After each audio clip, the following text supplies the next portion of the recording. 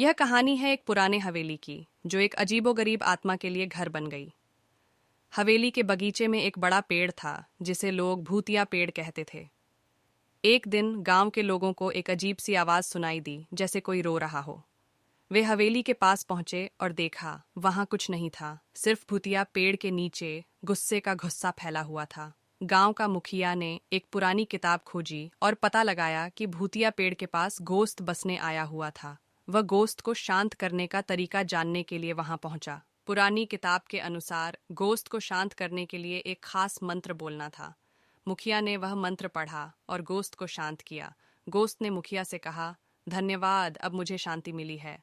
गोश्त ने बताया कि वह एक पुराने पारंपरिक आत्मिक आदर्श को बचाने के लिए आया था।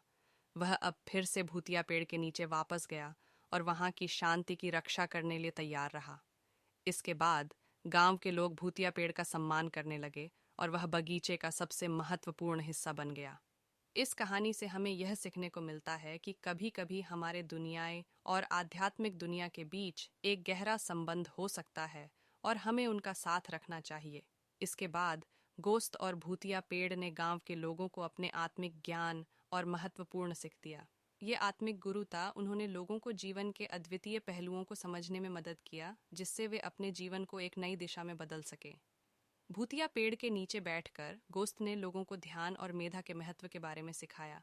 वे योग और मेधावी तकनीकों का उपयोग करके अपनी भौतिक और मानसिक समस्याओं का समाधान करने लगे।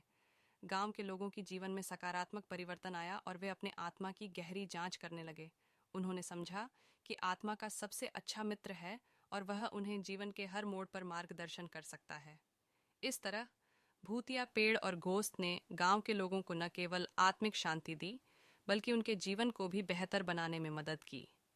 इस कहानी से हमें यह सीखने को मिलता है कि हमारे आसपास की आत्मिक शक्तियों को समझना और स्वागत करना कितना महत्वपूर्ण हो सकता है।